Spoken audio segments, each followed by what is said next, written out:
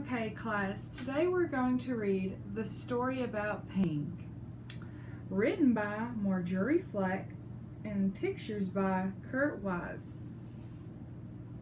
Can anybody tell me what they think this story will be about today? Yes, we can infer that it could be very well about a story about a duck named Pink. Well, let's find out.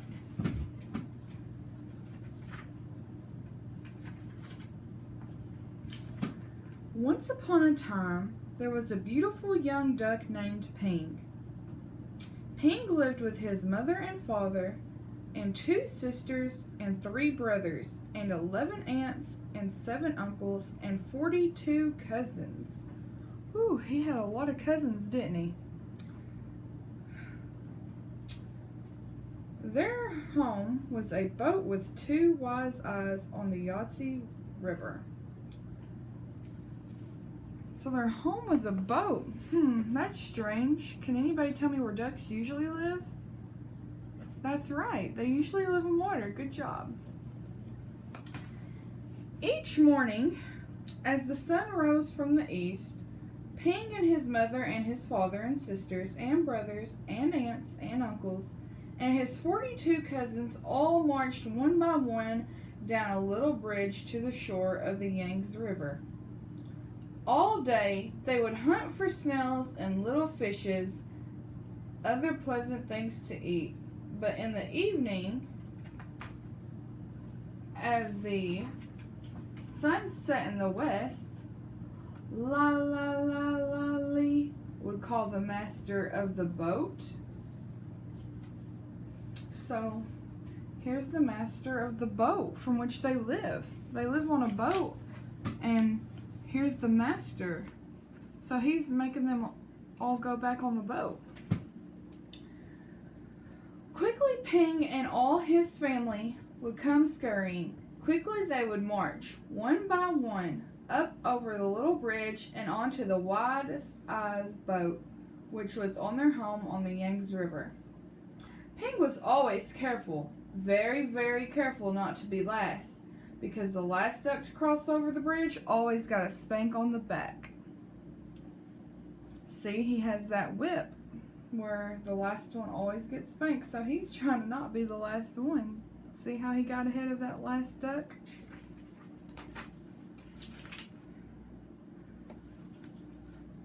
But one afternoon, as the shadows grew long, Ping did not hear the call, because at that moment, Ping was wrong side up trying to catch a little fish. Uh-oh.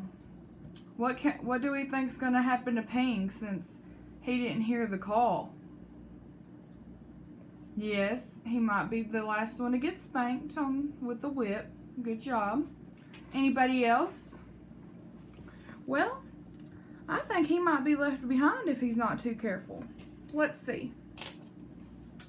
By the time Ping was right side up, his mother and his father and his aunts were already marching, one by one up over the bridge. By the time Ping neared the shore, his uncles and his cousins were marching over, and by the time Ping reached the shore, the last of his 42 cousins had crossed the bridge. Ping knew he would be the very last duck if he crossed the bridge. Ping did not want to be spanked. So he hid. Ping hid behind the grasses, and as the dark came and the pale moon shone in the sky, Ping watched the wise-eyed boat slowly sail away down the Yangtze River. So he knew that he wanted to be left. He didn't want to be spanked, so he just stayed hidden. What's he gonna do if his family doesn't come back? Well, let's continue reading to find out what happens. All night long, Ping slept near the grasses on the bank of the river, with his head tucked under his wing. And when the sun rose up from the east, Ping found he was all alone on the Yangtze River. There was no father or mother, no sisters or brothers, no aunts or no uncles. and no 42 cousins to go fishing with Ping. So Ping started out to find them, swimming down the yellow waters of Yangtze River. As the sun rose higher in the sky, boats came. Big boats and little boats, fishing boats and bigger boats, houseboats and raft boats. And all these boats had eyes to see with, but nowhere could Ping see the wise-eyed boat, which was his home.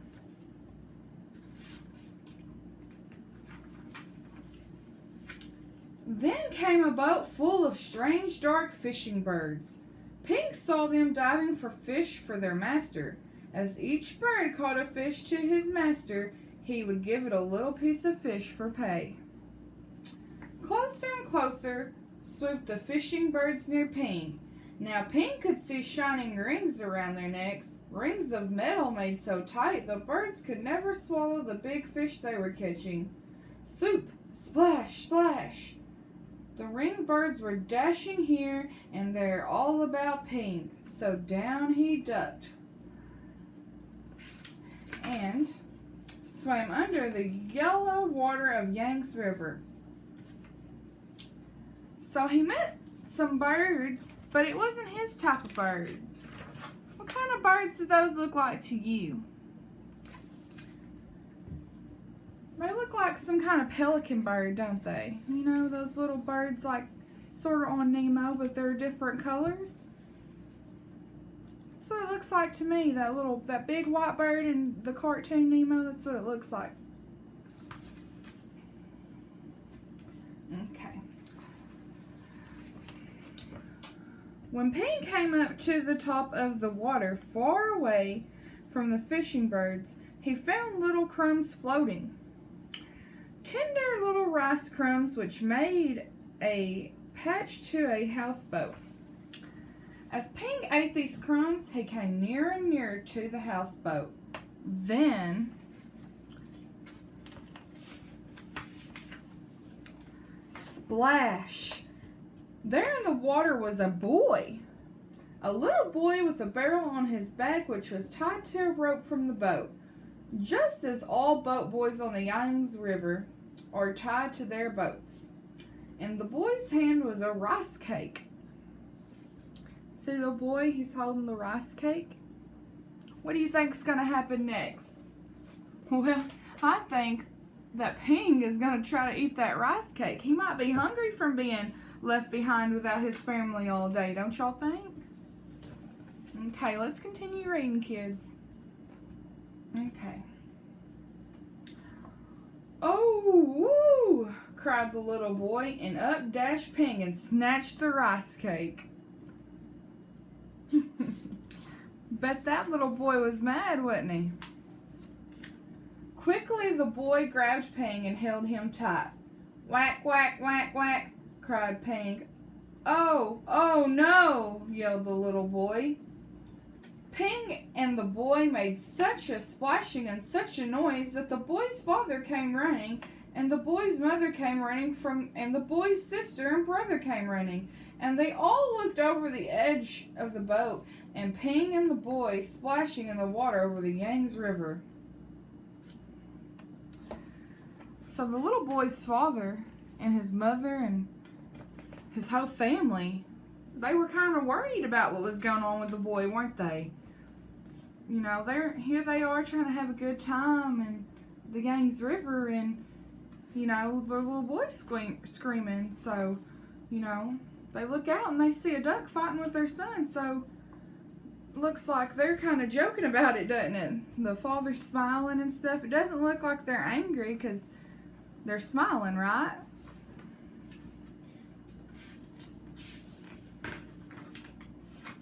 Then the boy's father and mother pulled at the rope, which was tied to the barrel on the little boy's back. They pulled, and up came Ping and the little boy onto the houseboat. "Ah, a duck dinner has come to us," said the boy's father. "I will cook him with rice at sunset tonight," said the boy's mother. No, my nice duck is too beautiful to eat," cried the boy. But down came a basket all over Ping, and he could see no more of the boy or the boat or the sky or the beautiful yellow water of the Yangtze River. All day long, Ping could see only the thin lines of the sun, which shone through the cracks in the basket, and Ping was very sad. See, Ping's locked up in this little basket. So, if Ping doesn't get out and he gets cooked, he won't see his family again. So, who thinks that Ping will get out of the basket? Raise your hand. You think he will? I think he will too. Let's see what happens. After a long while, Ping heard the sound of oars and felt the jerk, jerk, jerk of the boat as it was rowed down the Yangtze River. Soon the lines of sunshine, which came through the cracks of the basket, turned rose-colored, and Ping knew the sun was setting in the west. Ping heard footsteps coming near to him. Uh-oh. He heard footsteps. Could be a good or bad thing. The basket was quickly lifted, and the little boy's hands were holding Ping. So, he got out of the basket. The little boy let him out of the basket. Do you think the little boy will let him go, though? Do you think he'll let him go back home? Release him back in the water to find his family? Or do you think he's going to give it to his mother to cook?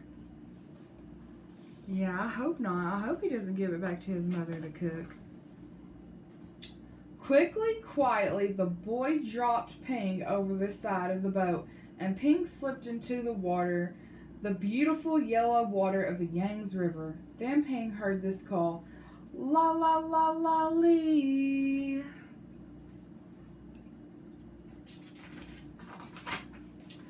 Ping looked, and there near the bank of the river was the wise-eyed boat, which was Ping's home. And Ping saw his mother and his father and his aunts all marching one by one up the little bridge. Swiftly, Ping turned around and swam, paddling toward the shore. Now Ping could see his uncles marching one by one. Paddle, paddle, Ping hurried toward the shore. Ping saw his cousins marching one by one. Paddle, paddle, Ping near the shore. But as Ping reached the shore, the last of Ping's 42 cousins marched over the bridge, and Ping knew that he was late again. But up marched Ping up over the little bridge, and spank came the spank on Ping's back.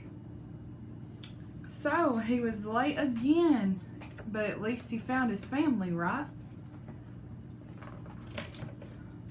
So let's see what happens and see if he's excited to see his family. And, you know, I wonder if it hurt him. I mean, he got spanked, so, and he always tried to avoid that, but I guess he just didn't want to get lost again. Then at last, Ping was back with his mother and his father and 2 sisters and 3 brothers and 11 aunts and 7 uncles and 42 cousins.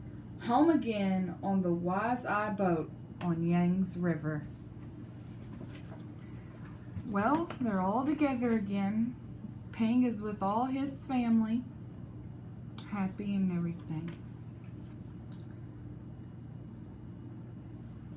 And this is the back of the book. And it says, the last duck to cross the bridge gets a spank. Hurry, Ping, hurry. Okay, class, so what did everybody think of this book? Was it a good book? I think so, too. What can everybody say that they learned about this book? Well, we can say that although Ping was last, he got to experience and see a lot of things trying to find his family, didn't he? Well, yeah, he got to meet some new people, that's correct.